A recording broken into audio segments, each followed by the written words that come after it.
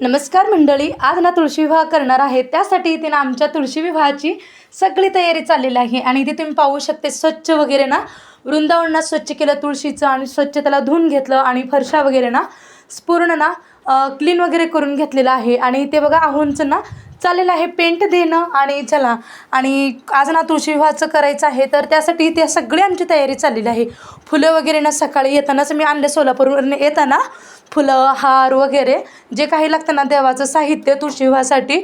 आणि ऊस तर ना आपल्याच मळ्यातनं आणणार आहेत. बाबा गेलेत मळ्याला ऊस आणायला, आणि तोपर्यंत नाही ते आमची तयारी चाललेली आहे तुळशी वृंदावनाला कलर दिला. आणि आत्ताच ना जस्ट शौर्य स्कूलमधून आलेलं आहे, तर इथे शौर्यला पण पेंट करायचं होतं, पण आहोने काय दिलं नाही, कारण खूप उशीर झाला होता. पटापट लवकर आटपून ना आम्हाला तुळशी विवाहाचं म्हणजे सगळी तयारी करायची होती. आणि नंतर मी स्वयंपाक वगैरे बनवला.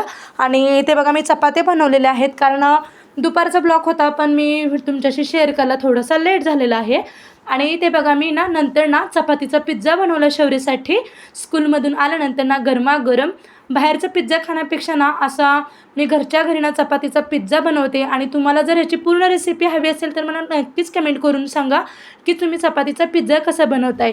आणि नंतर ना काही थोडंसं हलकं फुलकं खाण्यासाठी ना पापड वगैरे तळून घेतला. आणि तेवढ्यात ना आपल्या पावसाने हजेरी लावली, आणि खूप छान असे ना पाऊस येत होता. आणि बाहेर ना मातीचा सुगंध वाहवा, आणि त्याचं स्मेल तर इतकं भारी येतो ना. आणि व्हिडिओ आवडल्यास लाईक, शेअर, सबस्क्राईब. बाय.